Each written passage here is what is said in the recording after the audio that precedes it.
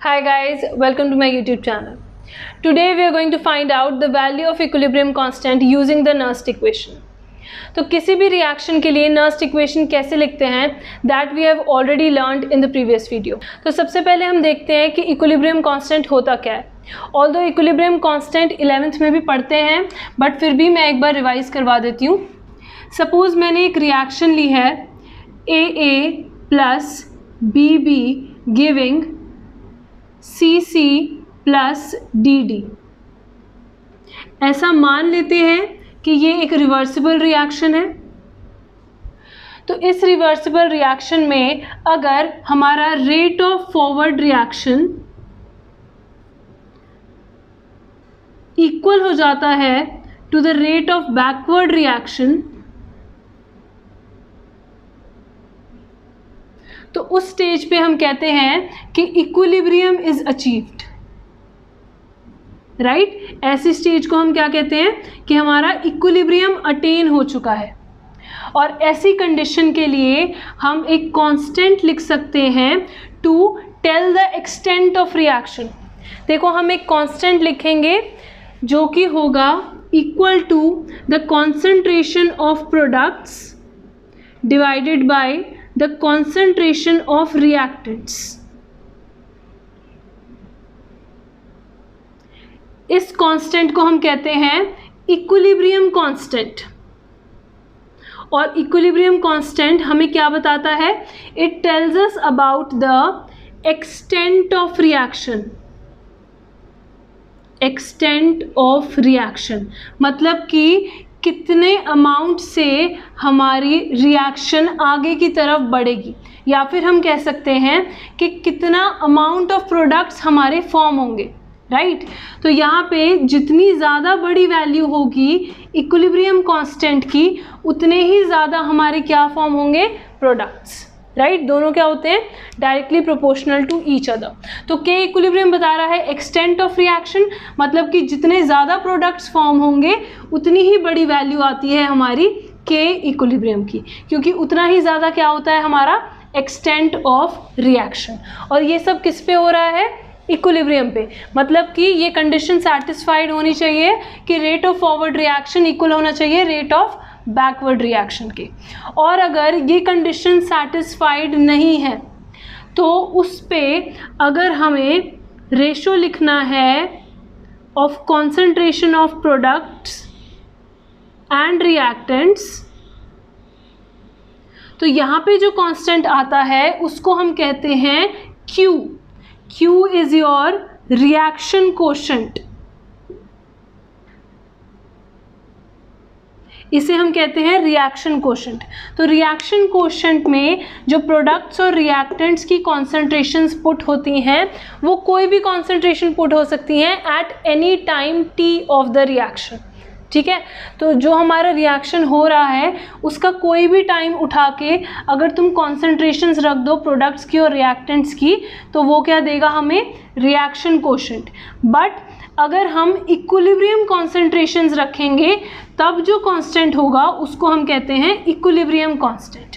ठीक है, ये डिफरेंस होता है दोनों में. तो ये सब हम ऑलरेडी पढ़ ही चुके हैं लोअर ग्रेड में. राइट, तो चलो देखते हैं इक्विलिब्रियम कांस्टेंट की वैल्यू कैसे निकलेगी यूजिंग द नर्स्ट इक्वेशन. मैंने यहाँ पे एग्जांपल लिया है डेनियल सेल का. डेनियल सेल हम फर्स्ट लेक्चर में ही ऑलरेडी डिटेल में पढ़ चुके हैं. तो यहाँ पे देखो एनोड पे zinc is dipped in ZnSO4 solution and cathode पे copper is dipped in CuSO4 solution. तो एनोड पे क्या हो रहा है? Zinc rod is getting dissolved to give Zn2+ ions and 2 electrons, और इस साइड पे copper 2+ ions accepts 2 electrons and deposits in the form of Cu. Right, तो यहाँ पे देखो इलेक्ट्रॉन का फ्लो होता है from zinc rod to the copper rod. Right, electrons flow हो रहे होते हैं from zinc rod to copper rod. अब इलेक्ट्रॉन्स फ्लो होने का क्या रीज़न है? देखो कुछ ना कुछ पोटेंशियल डिफरेंस होना चाहिए, कुछ ना कुछ ड्राइविंग फोर्स होनी चाहिए जिसकी वजह से इलेक्ट्रॉन्स फ्लो हो from one side to other side. Right, और वो ड्राइविंग फोर्स क्या है? Potential difference. तो इस हाफ सेल का रिडक्शन पोटेंशियल कुछ और है, इस हाफ सेल का रिडक्शन पोटेंशियल कुछ और है। तो इन दोनों के इलेक्ट्रोड पोटेंशियल्स का जो डिफरेंस है या फिर रिडक्शन पोटेंशियल्स का जो डिफरेंस है वही ड्राइव करता है इलेक्ट्रॉन्स का flow from this side to the other side, right. तो इसी पोटेंशियल डिफरेंस को हम क्या कहते हैं, ईएमएफ ऑफ सेल या फिर ई सेल, राइट।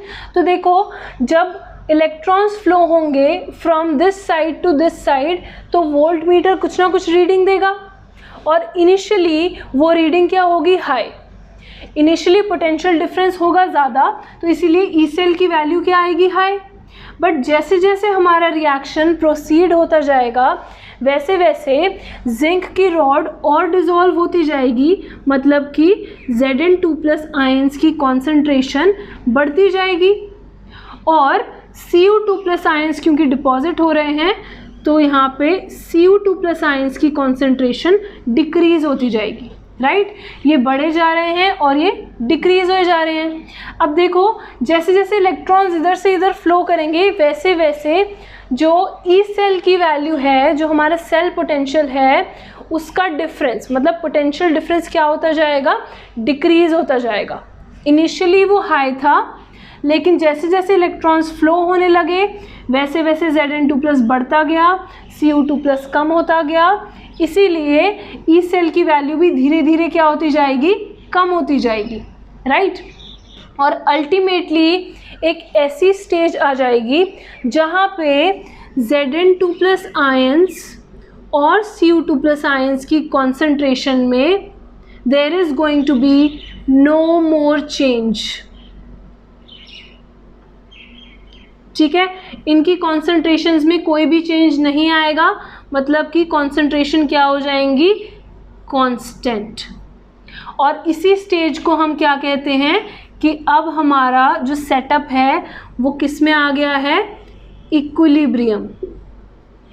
तो इक्विलिब्रियम अटेन हो चुका है अब, ठीक है। और इस इक्विलिब्रियम पे जो वोल्ट मीटर की रीडिंग आती है वो क्या आती है, इक्वल टू 0, ठीक है।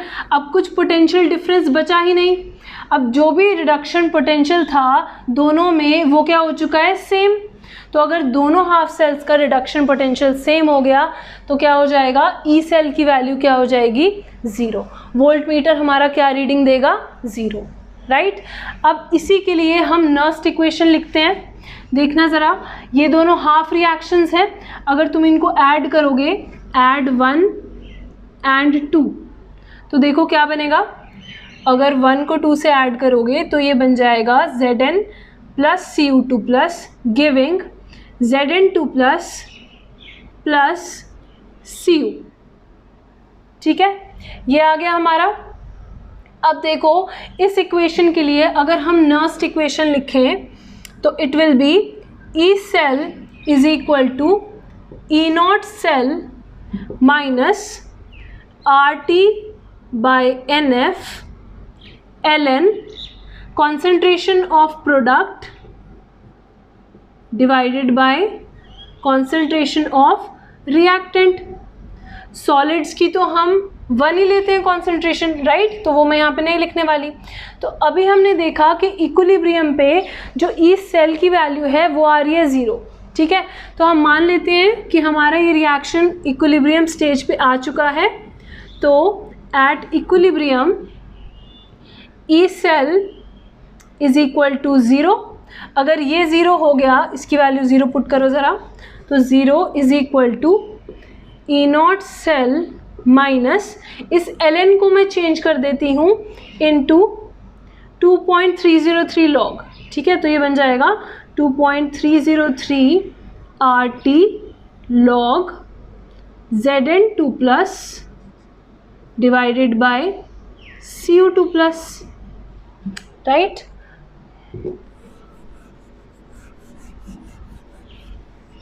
ये बन गया। इसके बाद यहाँ पे ई नॉट सेल उधर चला जाएगा, तो इसको लिख लेते हैं minus E naught cell is equal to minus 2.303 RT log Zn2 plus divided by Cu2 plus, ये आ जाएगा, राइट तो ये माइनस माइनस कैंसिल हो जाएंगे, तो ये हमारा एक्सप्रेशन आ जाएगा E naught cell is equal to 2.303 RT log Zn2 plus by Cu2 plus, RT by NF miss हो गया यहाँ पे, तो n की वैल्यू भी यहाँ पे पुट कर लो। देखो यहाँ पे क्योंकि 2 इलेक्ट्रॉन्स का ही ट्रांसफ़र हो रहा है तो यहाँ पे n की जगह क्या आ जाएगा 2, ठीक है, तो यहाँ पे आ जाएगा n की जगह 2, तो ये आ गया 2F, तो ये हो गया हमारा एक्सप्रेशन, ठीक है, नर्स्ट इक्वेशन का। तो अब यहाँ पे देखो इसको हम फर्दर मॉडिफाई करते हैं, इसमें इक्विलिब्रियम कांस्टेंट कैसे इंट्रोड्यूस करेंगे ये भी देखो ज़रा। ये मैंने तुम्हें अभी अभी बताया कि इक्विलिब्रियम कांस्टेंट क्या होता है। At equilibrium the concentration of product divided by concentration of reactant, मतलब कि जो ये वाली वैल्यू है ये क्या है हमारा इक्विलिब्रियम कांस्टेंट, राइट। तो इसको दोबारा लिखते हैं, E naught cell is equal to 2.303 RT by 2F। अब बचा आगे का लॉग, इसको अब मैं लिखूंगी K इक्विलिब्रियम, या फिर इसको हम लिख सकते हैं KC, ठीक है, क्योंकि कॉन्सेंट्रेशंस अब क्या हो चुकी हैं, कांस्टेंट हो चुकी हैं, इसीलिए हम इसको लिख सकते हैं KC, राइट। तो देखो अगर ये रिएक्शन हो रही होती है एट 298 केल्विन, ये मैंने पहले भी बताया था नर्स्ट इक्वेशन वाले में, तो यहाँ पे अगर इसको 298 पुट करोगे तो यहाँ पे ये वैल्यू आ जाएगी 8.314 इंटू 298 डिवाइडेड बाय 2 इंटू 96500, और यहाँ पे है लॉग KC, लॉग KC, ठीक है। तो ये बन जाएगा 0.0591 लॉग KC, ठीक है। तो ये हमारी वैल्यू आ गई ई नॉट सेल की फॉर डेनियल सेल, ठीक है। तो डेनियल सेल के लिए हमारी ये वैल्यू आ जाएगी।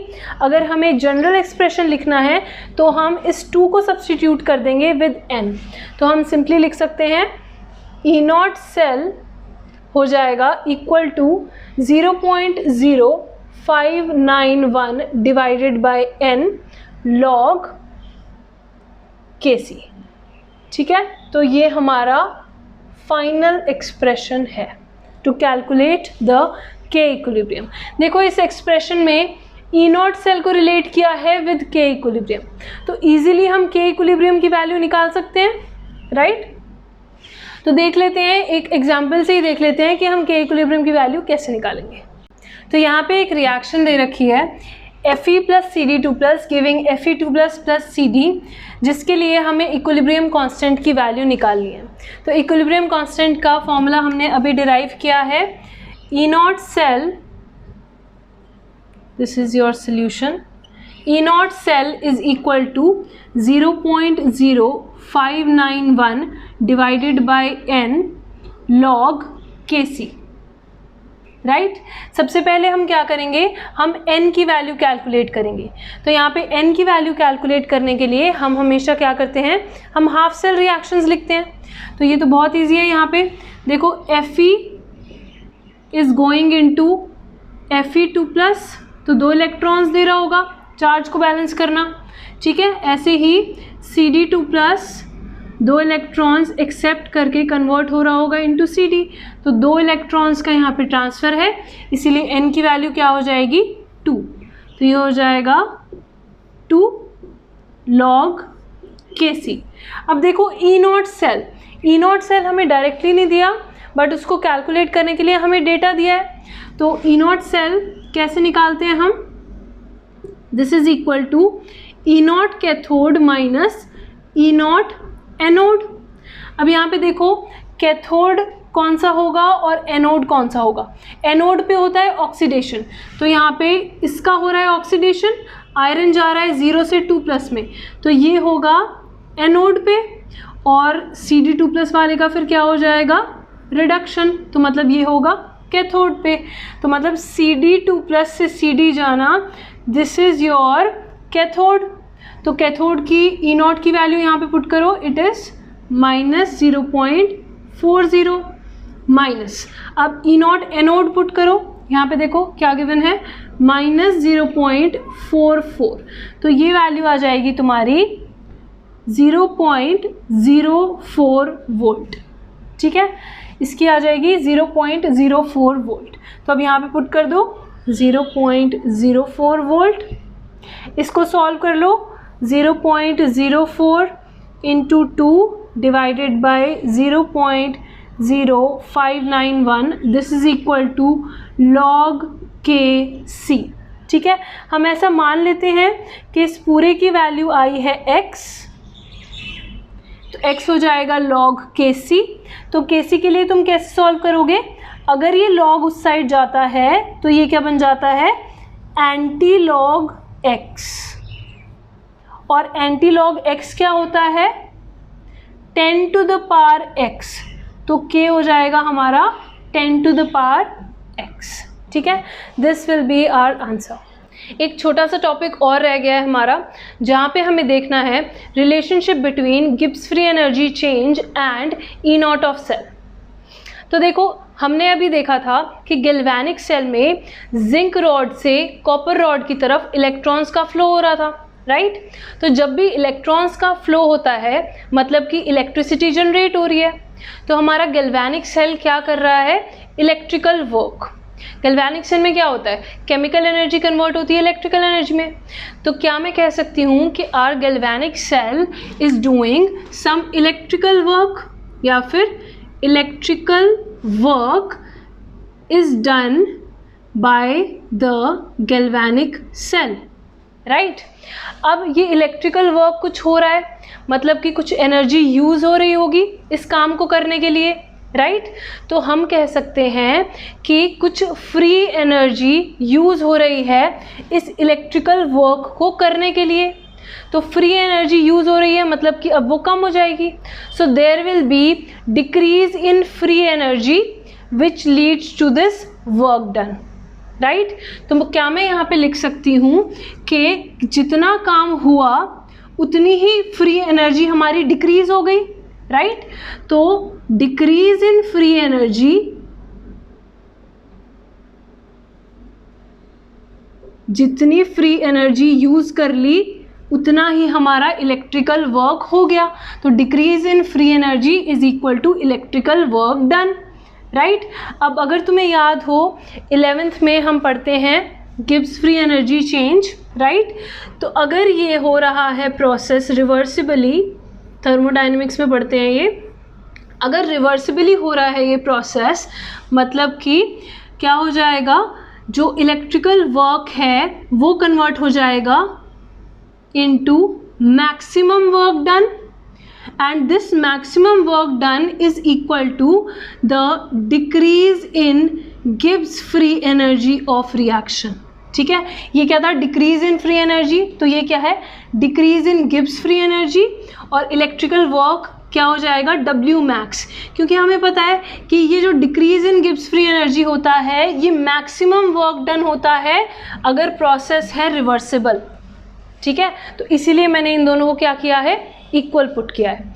अब देखो ज़रा, हमें इस W मैक्स को रिप्लेस करना है, तो कैसे रिप्लेस करोगे।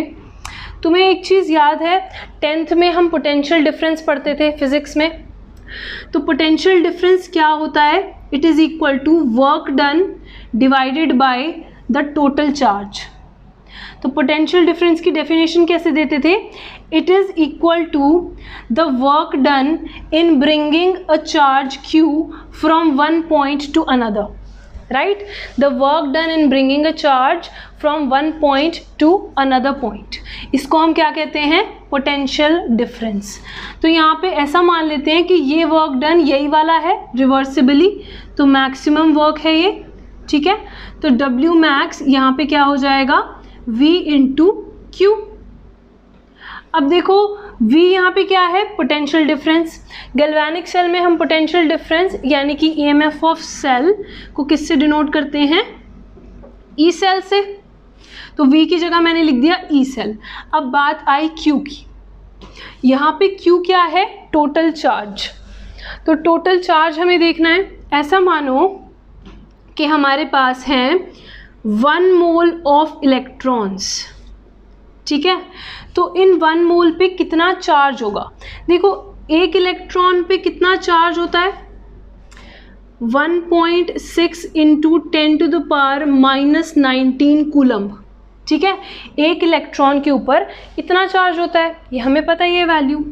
अब अगर मैं कहूँ मेरे पास 1 मोल ऑफ इलेक्ट्रॉन्स हैं, तो 1 मोल ऑफ इलेक्ट्रॉन पे कितना चार्ज होगा, 1 मोल यानी कि 6.022 इंटू 10⁻23, ठीक है, तो इस पे कितना चार्ज हो जाएगा, 1.6 into 10⁻⁻19 divided by 1 multiplied by this value, so this will B 6.022 into 10⁻23। तो आंसर आ जाएगा अप्रॉक्सीमेटली 96500 कूलम्ब पर मोल, क्योंकि ये 1 मोल ऑफ इलेक्ट्रॉन के लिए, इसीलिए पर मोल, ठीक है। और इसी को हम क्या कहते हैं, फैराडेज कांस्टेंट, ठीक है। तो मैं यहाँ लिख देती हूँ 96500 क्या है, 1 फैराडे, और इसको हम क्या कहते हैं, फैराडेज कांस्टेंट, राइट। तो अब देखना ज़रा, यहाँ पे ये आया है charge on 1 mole of electrons, but what if we are having n mole of electrons. हम ये देखते हैं ना किसी भी गैल्वेनिक सेल में कि n इलेक्ट्रॉन्स का ट्रांसफ़र हुआ, राइट। तो ऐसा मैं मान लेती हूँ we are having n mole of electrons, तो n मोल ऑफ इलेक्ट्रॉन्स पे कितना चार्ज हो जाएगा, इसको यहाँ पे लिख लेते हैं, n मोल ऑफ इलेक्ट्रॉन्स पे चार्ज हो जाएगा 96500 इंटू n, ठीक है, मतलब कि ये तो है फैराडे, तो ये हो जाएगा NF, तो NF चार्ज हो गया हमारा on 1 mole of electrons, right. अब देखना ज़रा, जो हमने एक्सप्रेशन पहले लिखा था, हमने लिखा था W max is equal to E cell into, यहाँ पे फिर हमने लिखा था चार्ज, ये V इंटू क्यू था, तो V को मैंने लिखा था ई सेल और Q एज इट इज़ था। अब Q क्या है, charge on n mole of electrons, तो वो आ गया NF, तो ये हो जाएगा E cell is into NF, ठीक है। ये आ गया हमारा maximum work done reversibly in the galvanic cell, ठीक है।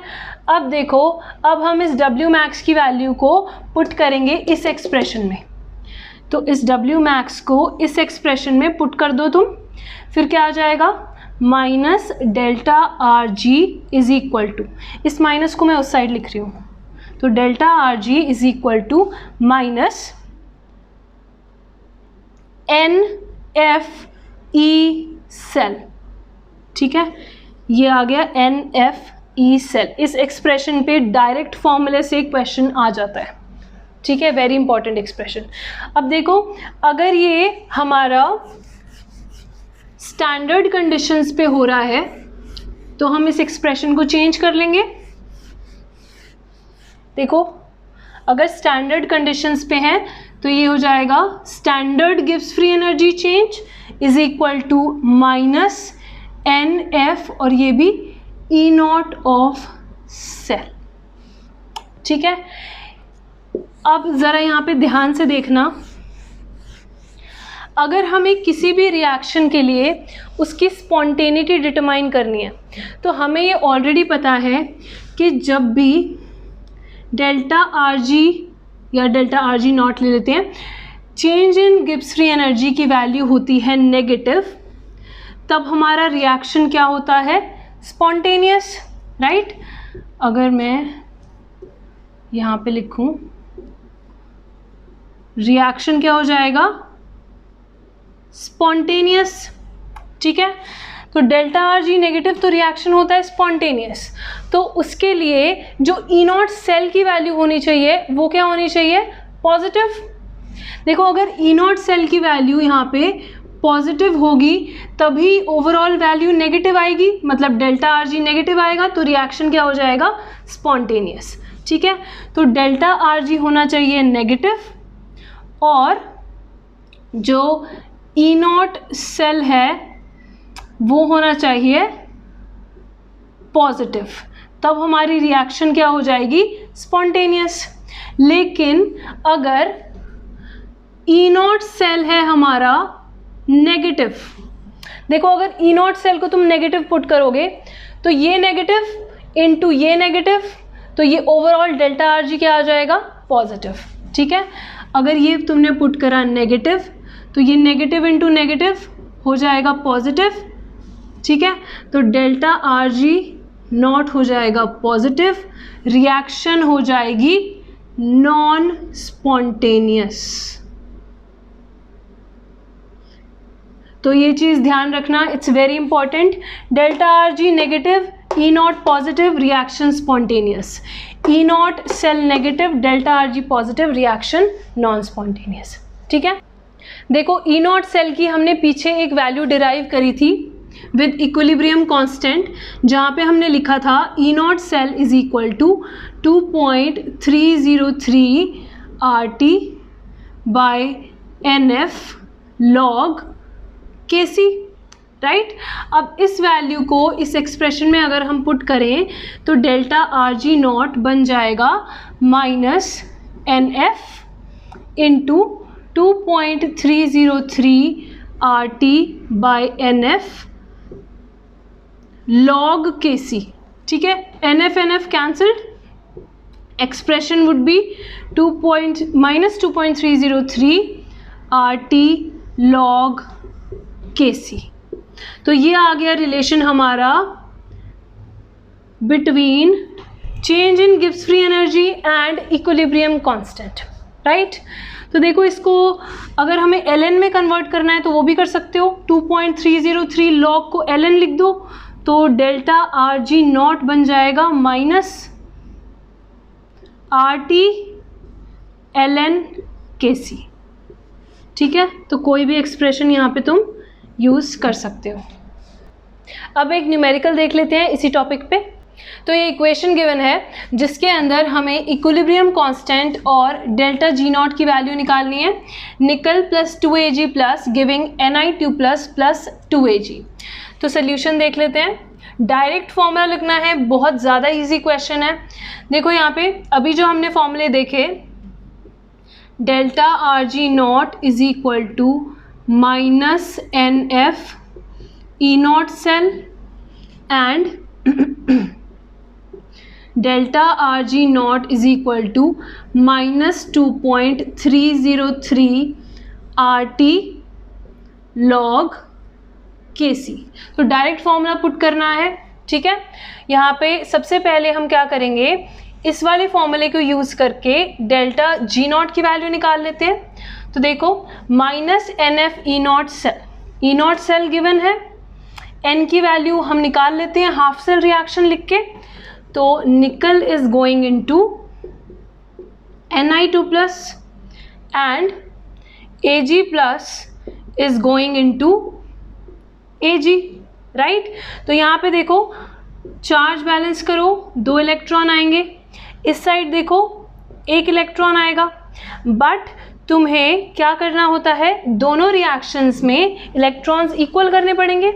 तो इसीलिए इस वाली इक्वेशन को तुम 2 से मल्टीप्लाई कर दोगे। ये 2 से मल्टीप्लाई हो गई तो ये क्या बन जाएगा, 2Ag plus 2 electrons giving 2Ag। अब इन दोनों इक्वेशन को ऐड करोगे तो इलेक्ट्रॉन्स कैंसिल हो जाएंगे, राइट तो यहाँ पे कितने इलेक्ट्रॉन्स का ट्रांसफ़र हुआ, 2 इलेक्ट्रॉन्स का ट्रांसफ़र।